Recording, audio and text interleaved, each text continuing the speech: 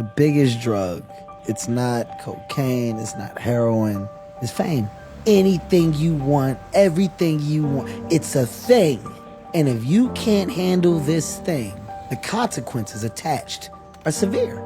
Do you know you, and are you okay with you? If you are not, it'll break you. The best-selling author and host. The #1 health and wellness podcast. On Purpose with Jay Shetty.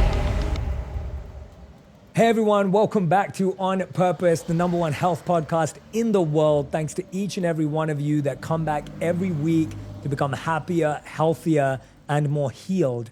And I'm so grateful for this community that we have here because I get to sit down with some of the most incredible minds in the world, people that I find fascinating, not just personally and professionally, but because of the potential and the purpose that they have.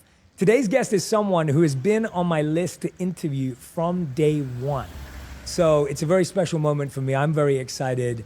I'm speaking about someone, the one and only Kevin Hart, Hollywood's box office powerhouse, opening 11 films at #1 at the box office and grossing more than $4.23 billion in global revenue. Kevin has also become a successful entrepreneur.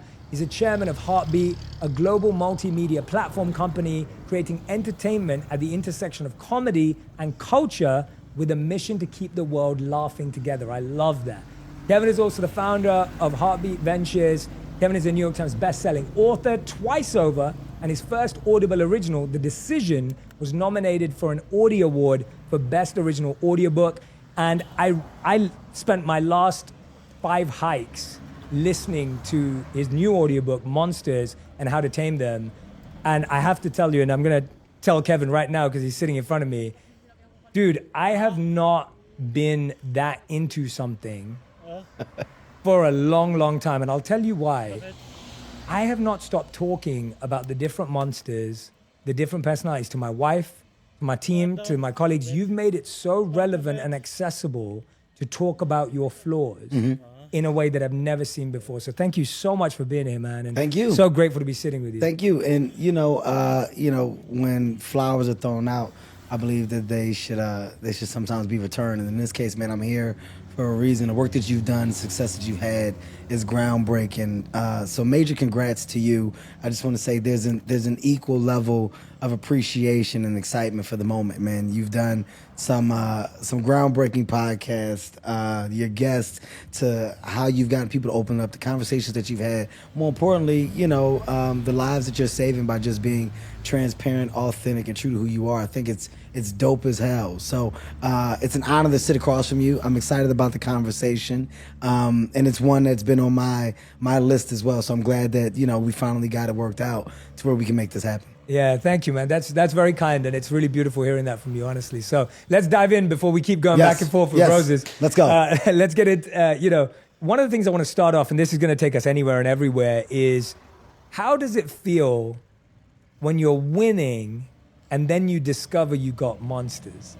Because that's kind of the journey you've been on, and I want to go back and forth in this journey, but I want to start there. Like, what does it feel like when you're winning, you're succeeding, but then you all of a sudden go, I've still got monsters in me? When you say and use the word monsters, just for clarity so people can understand, of course, we're talking about the different levels to you, right? And within the levels that I've discovered in myself, of myself, you got your good versions and your bad versions. And the bad versions I refer to as monsters, but just because they're bad doesn't mean they don't have good quality. And when you're winning and you're succeeding, there's this idea that everything is right. There's this idea that perfection has now presented itself and life moving forward is going to be just an easy road. And it's not until you're in that position where you expect perfection and you think that you start to see the true problems and flaws really present themselves. And, my monsters have been masked and disguised in various different ways, but I've been able to pinpoint them throughout the years because some of those monsters grew, got stronger, developed. You're talking about the world of an ego, the idea of who you think you are versus what you are, or the idea of expectations and needs as to what you feel you need and what you have to have. That's a monster that's feeding that, right? That engine of, well, now that I'm making money, this is what I should have. This is how I should look. This is how I'm supposed to be. That's a monster that you're feeding, because ultimately you're buying in to something that you're creating. You're enhancing this world of thought. And it's not till you sit down and you take a breather and you start to really figure out the true definition of happiness for you. You start to really understand the adult that you have grown into, and the level of maturity that has now, I guess you can say, have been banked inside the human that you are. You're banking so much over the years, and ultimately you're shaping and molding yourself into this grounded, hopefully, this grounded individual that you're proud to look at in the mirror at the end of the day. I had to get to a place to where I was looking in the mirror and I was proud of what I was looking at, and I was okay with checking myself. I was okay with pointing out my flaws. I was okay with knowing what I do well and what I do wrong. And at the end of the day, there's no consequence to always improving. There's no consequence to growing.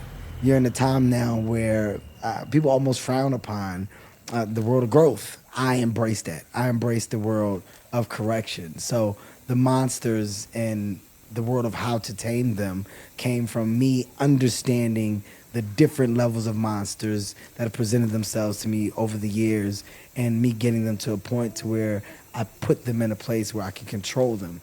They're still there. They can rear their heads, but I can say, sit down. That's not necessary. That's not needed.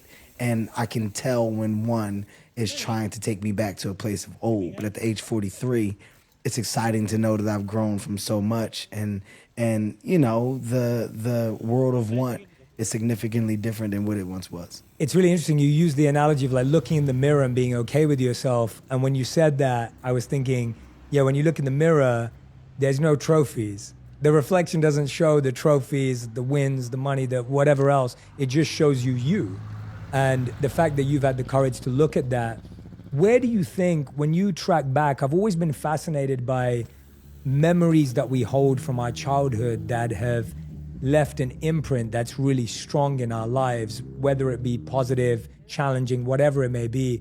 What's a difficult memory from childhood, do you think, that has been the catalyst for so many things in your life? Is there anything that you go back to that you're like, I can see how that, and I had to turn that into a positive? I think the biggest memory for me is the one of being complacent. You know, as a child, I wasn't really a kid that embraced the world of challenge, right? I was very complacent. I was okay with being a subpar to low average student, right? I was okay with not trying. I was okay with not giving my all. And I was kind of okay with getting over, right? So the biggest memory that I have in my childhood is like when I got to that early teen years, that 12, that 13, that 14, being sneaky and thinking that you're constantly one-upping someone was that's what I was embracing at the highest level. Do your homework. I did it.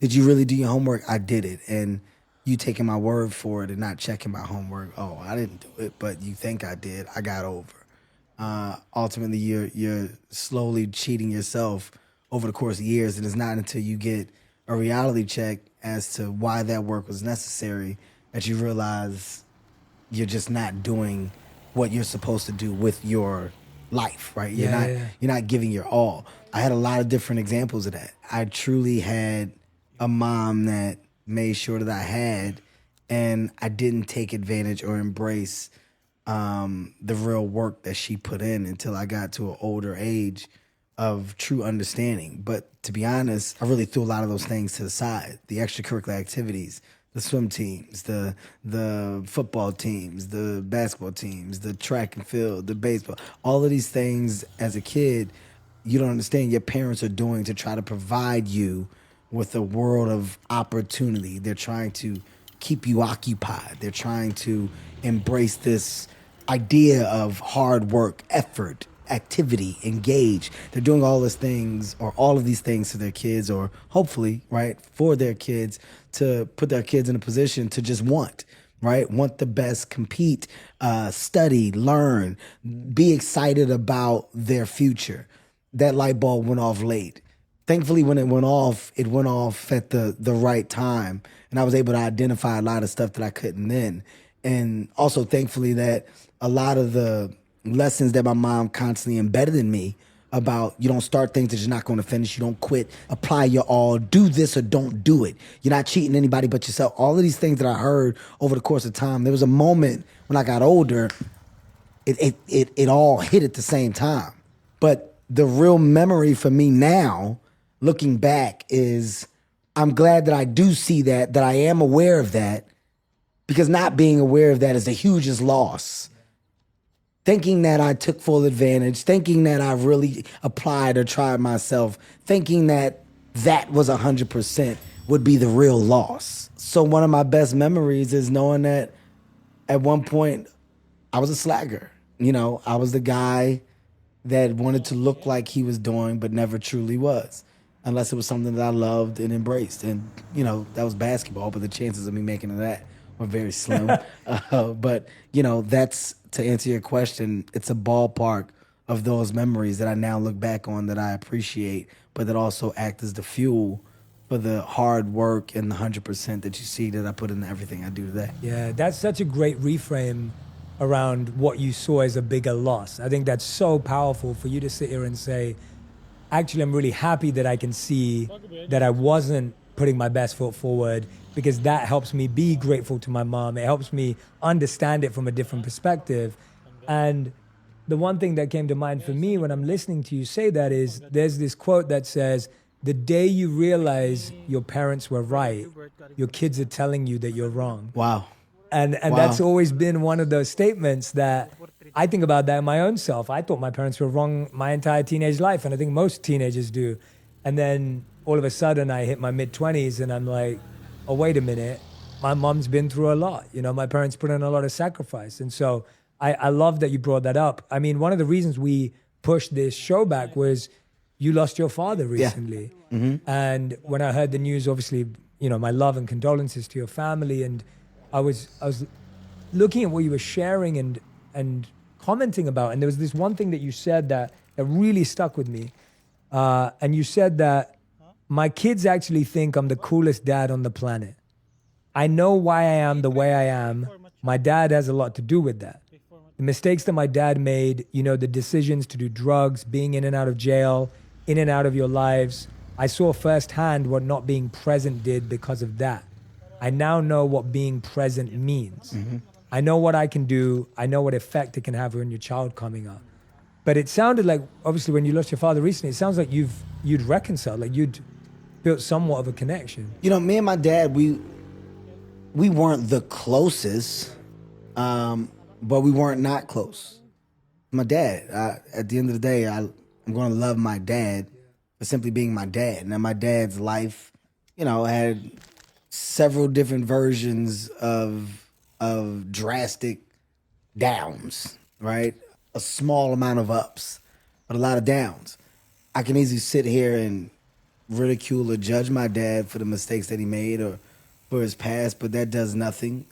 I don't like to focus on problem. I focus on solution. Yes. So with me and my dad and our relationship, it was always one of solution. Like, you can't go back and fix the years that you weren't present. There is nothing that we can do about that time. We can have a conversation about it. We can talk about it. And then me and my dad talking, my biggest thing was, you don't have to focus on what you can't change.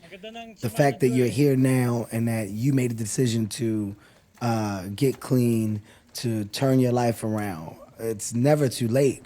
My dad was, 50 plus at the time when he said, I'm gonna go ahead and figure it out. And I'm gonna close that door and I'm gonna work on this other door. This door over here was, like I said, jail, drugs, in and out of his kid's life, to the point where, there was a time when we didn't know where my dad was. And I bumped into my dad on a train. I tell a story. I bumped into my dad on a public transportation in Philadelphia. Like, not seeing him in years, I randomly saw my dad. And my dad was so embarrassed he got off the train and ran. But it's like that's where that world and that relationship was. And what I do very well, I don't hold on to grudges or gripes. It takes too much time, it takes too much energy. Things will work themselves out. They never not have. It'll always work itself out. And me and my dad worked it out, right? Like, it's about the grandkids. And our relationship got better as he embraced the opportunity to be a great grandpa. And seeing him try to do that right was his way of saying, I wish I could have done this right for you. I can't. Like, I know what you're saying without saying it. Sometimes you don't need words. Although some people do need them, sometimes your actions are a little better. And my dad's actions in trying his best to be an unbelievable grandfather made our father-son relationship that much better. And, you know, there was a lot of conflict between my brother and my dad, and seeing that mend over the time. And just saying, look, I'm not supposed to be here. Dad, look at what your son has done. Look at where I am. Being that I can, I want to make sure that you get to see some dope things in life. Here, let's do this and take that and live like this and do. So things work themselves out. His reward for giving his energy to something positive and life-changing was his son becoming successful and his son saying, Dad, huh? It's not expected. That wasn't the plan. You got a great piece of light at the end of that dark tunnel that you didn't expect, that I didn't expect, because I didn't expect to be here. So everything kind of, it works itself out. Yeah. And, you know, and losing my dad is when you look back and you go, yo, he was all right? Like my reflection, my conversation, my words when I speak on behalf of my father, they're so positive and dope because he did good. I'm all right. Mm-hmm. I came out okay. Mom, Dad, you did good. Yeah. Like whatever you did to put whatever recipe in this pot, the food came out all right. I'm a good person. I got a good heart. I treat people with respect. Ultimately, I want the most that I can possibly get out of life. I love to love. I'm a good dude. Am I perfect? No. I got some of them imperfections over there. I got some of the ones from over here, from Mom and Dad. Okay. That's life. Of course. I'm going to figure it out, but I figure it out without the want or need for problem.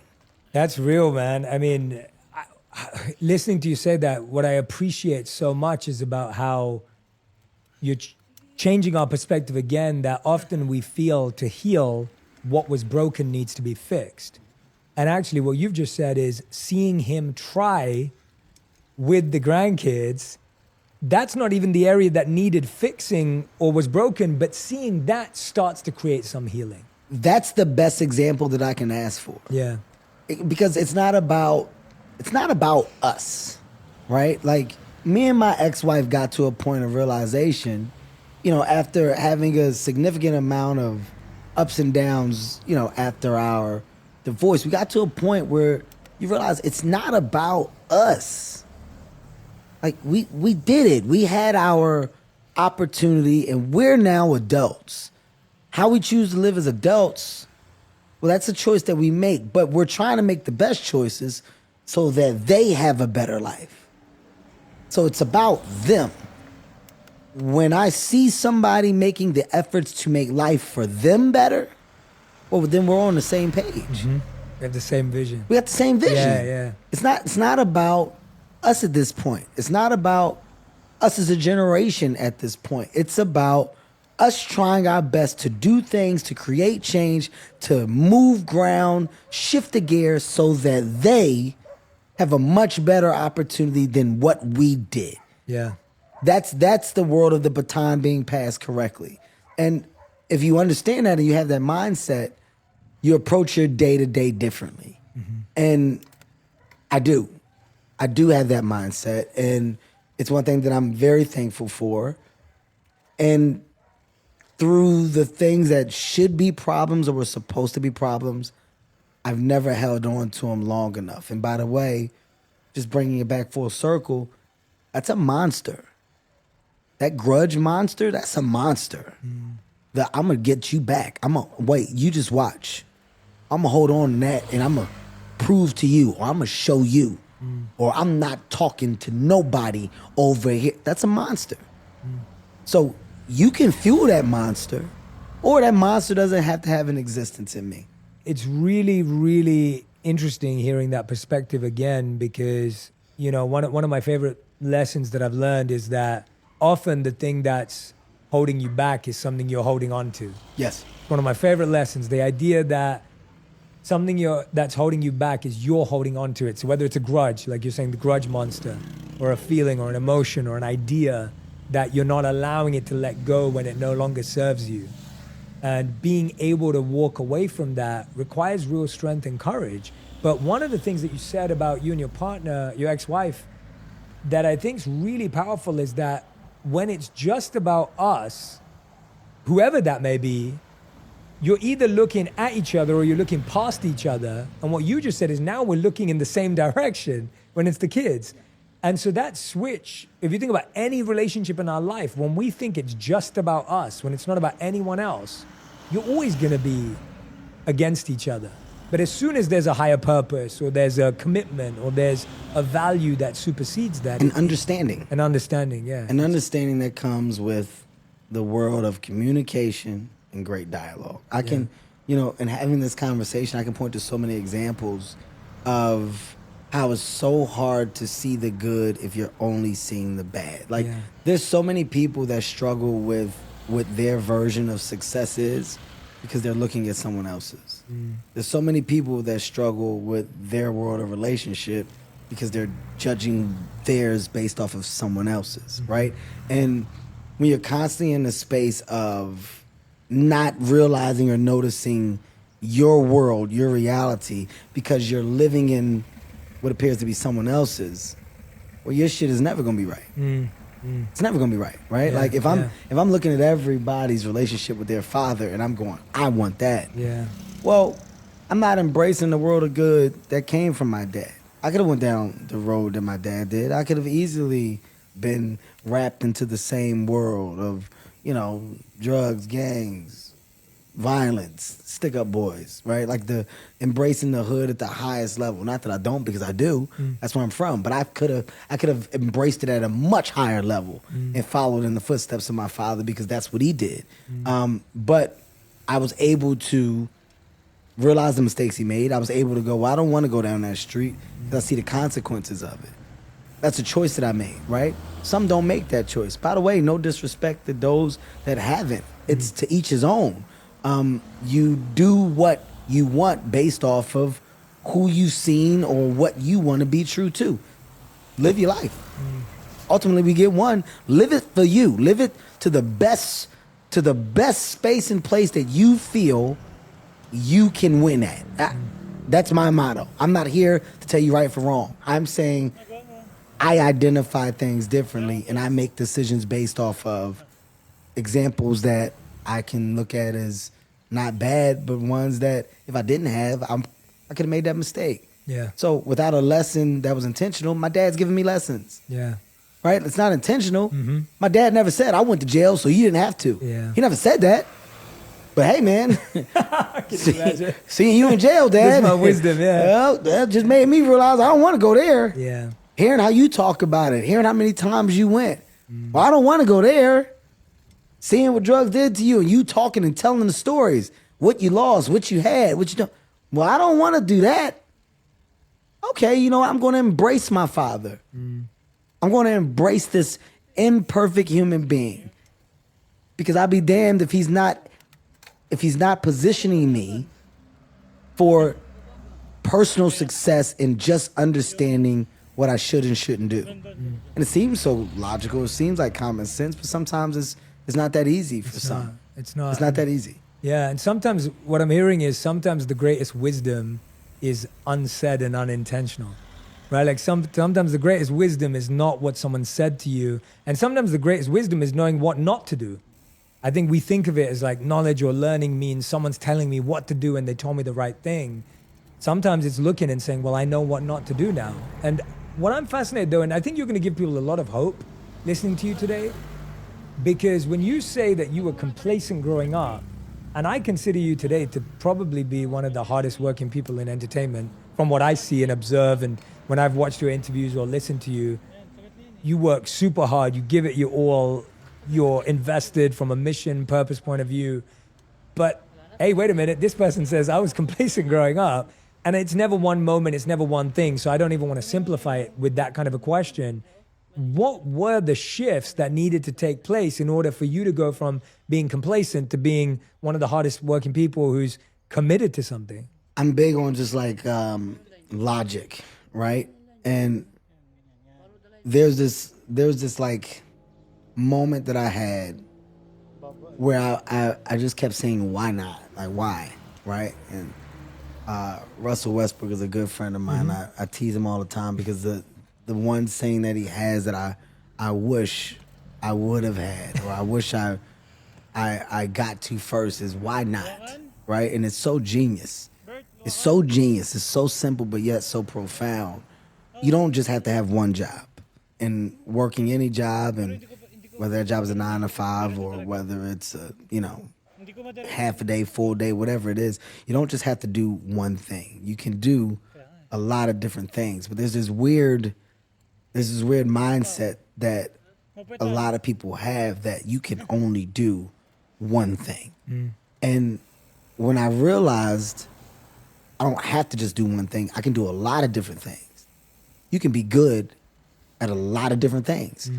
But you don't know that you're good at a lot of different things unless you try a lot of different things.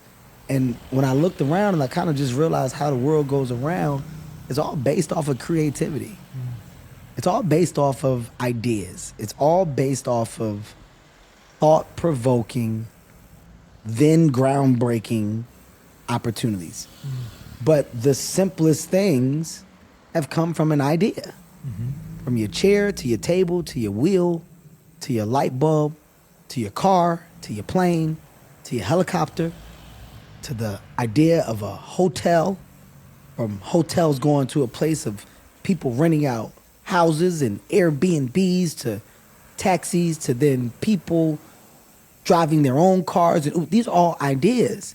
And the groundbreaking thought that I had in realizing all these ideas is that these ideas have the potential to touch the sky if a person believes that they can.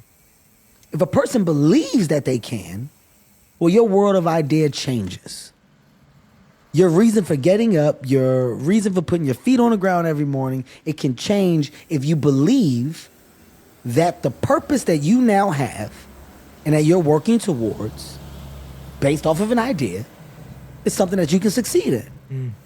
I grasped that understanding and I attached it to everything that I tried to do. I did not set out to be the actor, the director, the writer, the producer, the CEO, the chairman, the advisor. I did not set out to do any of these things. And I'm going to make it very clear. I don't have the educational background for any of these things. What I had was an idea to try. And after you get an idea to try, what I had was the patience to sit and listen. Be a sponge. Learn.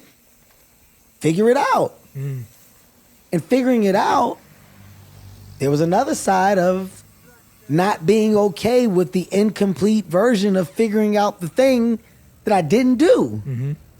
Well, why did I go ask all these questions if I'm not going to try it now that I know how? Yeah. All right, well, let me try it. The only consequence is failure. By the way, not trying is failing.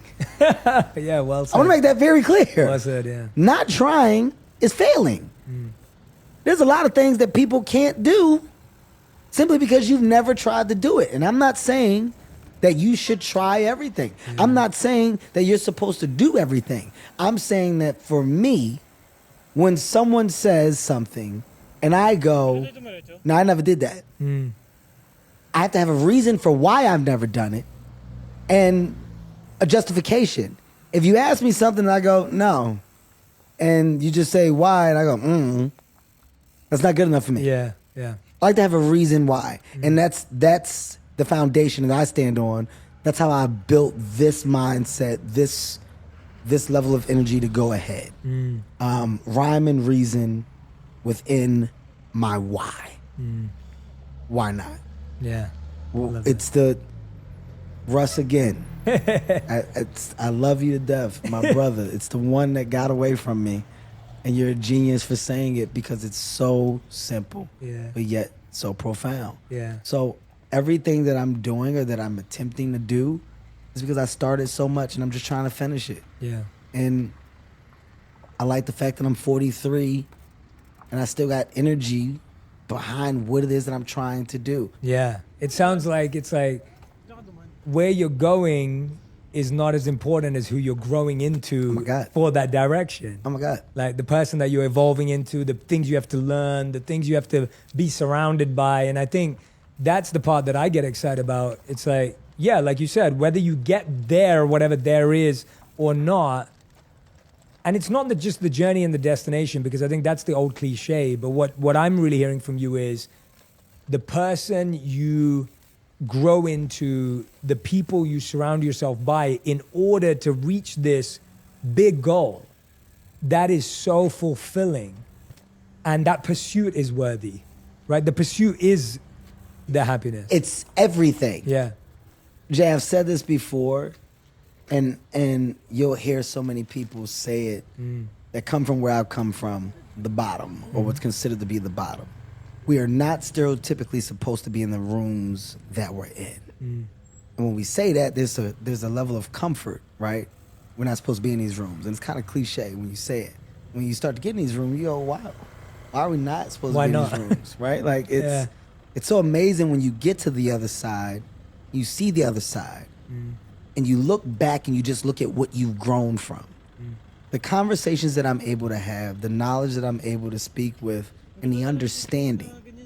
I understand, not because I'm a trained machine and I spent all of this time prepping for, and you know, this is what the idea of education was all based off of. No.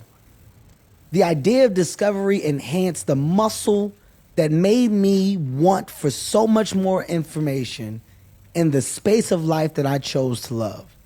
So in entertainment and business, the level of failures that I have had, that I'm still having in some regard, the world of fixing, cleaning up, making better, understanding, growing, relationships, building, there is nothing more intriguing to me than being able to turn around and look at Kevin at the age 22 and then looking at Kevin at the age 43. This was not the plan. What are you talking? Every day is a new day, and every day I found another thing to be excited about. Every day I found another goal that I decided to attach to my tree. And that tree got so many branches on it right now. And so many people say you're doing so much, or why do you do so much? How do you do so much? What's the end game? What's the goal? The game is being in the game. Right? Like it's being in the game. The foundation that I'm trying my best to create, I hope and pray that with these 4 kids that I have, that they look at it, they see that they understand, we just got a shot at something different. We got a shot at generational wealth. We got a shot at changing the quote unquote trajectory within our culture of opportunity. We got a shot to make this normal. Once again, I'm looking past me. I'm looking at the bigger piece to the plan. My kids got a bigger shot at breaking ground and making this normal, because other kids that look like us, that came from where we come from and that grew up how I grew up, will now have a different level of association for what can be achieved. If it's based off of what I was able to do, I'm igniting a different level of thought, a different level of want, a different level of motivation and inspiration. I'm inspiring at a different level. Absolutely. When I get there and at the last second I miss it and I fall, I got there. Yeah. I got there, and all that does is show them that they can get there. They're not gonna miss. And they could go further. They can go further. They're not gonna miss. Yeah. They're equipped with too much of the weapons. I've equipped you along the way with so much, so you're prepared for all this war that's coming up here. You're not gonna miss. Dad might miss. Dad might fall. You're not. I love that. And the kids coming up from under them, they're not gonna miss. But you have to have this energy. Yeah. It's bigger than me. What's that one mindset that you're trying to pass on to that next generation, your kids, the kids that come after that? Because it sounds like while you were honest in saying, look, I didn't know I was going to be a writer, director, an entrepreneur, a CEO. I didn't have the education, as you said. But it sounds like you have the mindset. That's very clear. We know that. But there's some core skills here that it sounds like you've invested in very deeply and that you're trying to pass on. If you could narrow them down to 1,